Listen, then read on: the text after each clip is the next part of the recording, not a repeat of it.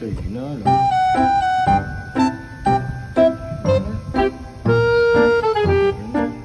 Malakas na yun? Yun na yun? Ano lang pala yun eh.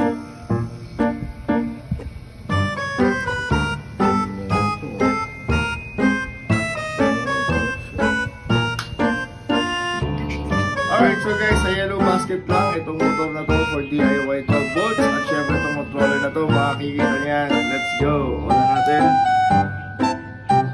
Orderin nyo lang guys sa yellow basket. Yan, ganyan kalakas yan guys.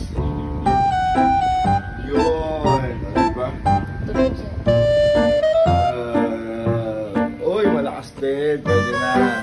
Pwede ito guys sa battery at pwede rin guys bumili kayo ng 12 volts na adapter na katulad nun. Pakita mo nga yung adapter natin.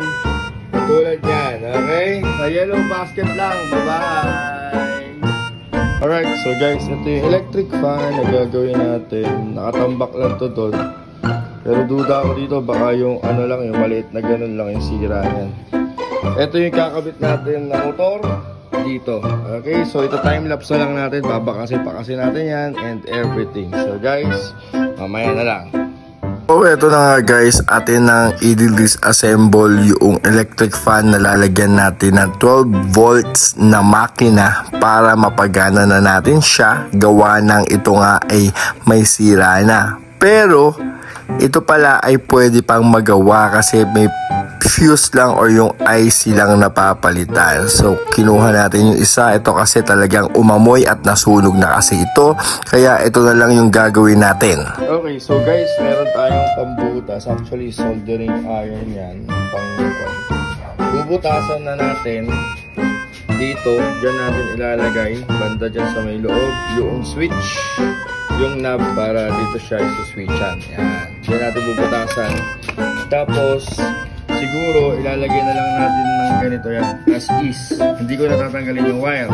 So guys, yung wiring yan madali lang naman, negative positive lang. Kapag baliktad guys yung ito yung positive tapos negative yung magkabilang dulo, madali lang naman wiring yan. Etong gray guys, ito yung papunta dito sa may motor. Yan. Okay, yung gray papunta sa may motor.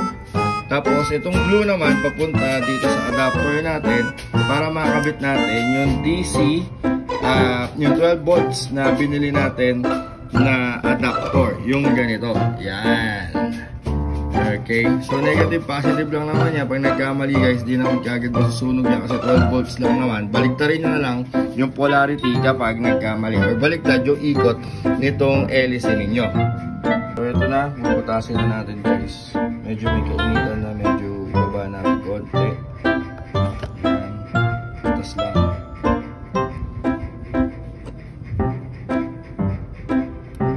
Saktuan lang guys. Para hindi masyado maluwag. Ayan. Ganyan lang. Okay, so ilalagay na natin yung ating switch. So, ito na nga guys. Ilalagay na natin yung ating switch dito sa ating nabutas. Medyo linisin lang natin para mawala yung ano. Medyo napaling lang ng konti. Pero goods naman yan. So, lalagay na natin yung switch.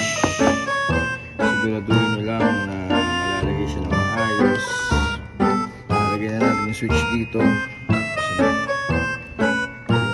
Kasi so, medyo struggle tayo guys ng konti. Naalisin natin or isushoot muna natin yung wire. Asan yung pang-alis natin ng wire. So, dito na tayo magtatanggal para ma-shoot natin yung wire niya. Okay, tatanggalin natin dito sa adapter na to. Madali lang naman to, puro plug and play lang to guys. Kaya hindi kayo mahihirapang magkabit ng mga wires ninyo. So, yung wire natin, medyo may kahabaan to. I-shoot natin dito. Ito natin shoot para talagang malinis yung wiring natin. Palabas na. Ayan. Para hindi siya mag-struggle dyan. Struggle is real. Ayan, para ganyan na lang siya. Okay, so lalagyan na natin dyan, dito sa may butas. pwede naman to kasi ano, medyo maliit pa ito yung butas natin. Lakayan natin ang konti yung butas.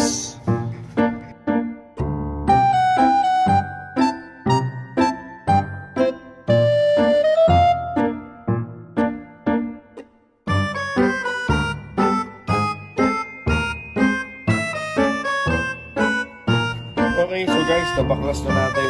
Lilinisin lang natin mabuti to. Kasi baka may mga debris. Yan. Kasi may nakuha tayong plastic. Na, ayun. Nagiging buhangin. Hindi ko alam kung saan nakakabit yan. Okay, so, eto na. Eto na yung ano natin, motor. Nakakabit. Eto na yung motor yung nakakabit natin. Siyempre, dito lang yan. Ayan, kasya ba? Kasya ba? Yun. Ganyan lang. Dapat tutok. Tanggalin muna natin itong lock. Itong lock. Tanggalin natin. Tanda mo, makikabit natin. Kasi hindi siya papasok sa loob.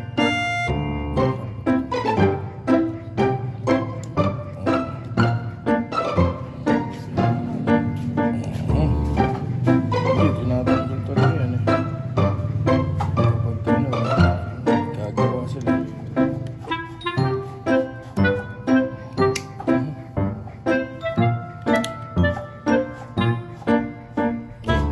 Tatanggalin natin yan.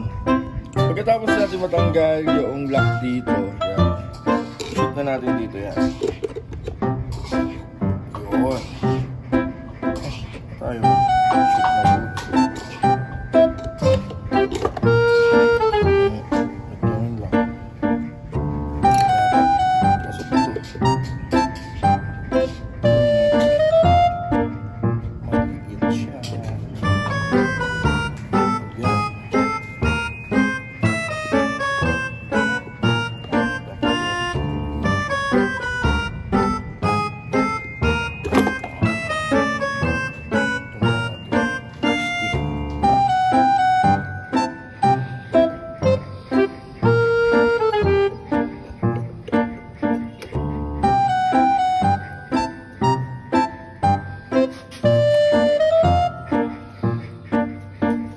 Okay, so guys, i-fold nyo lang yung nasa likod.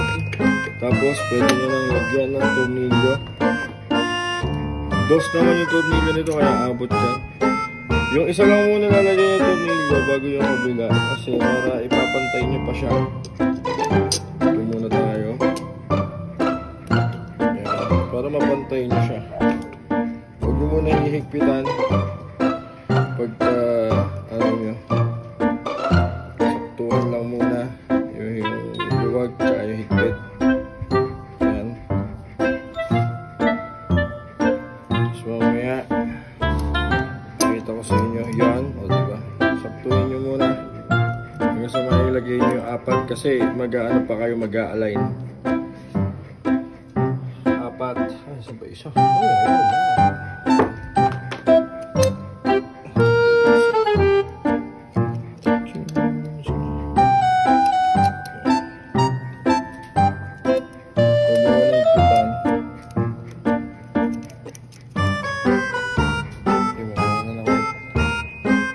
Madali lang naman guys yung pagka-align.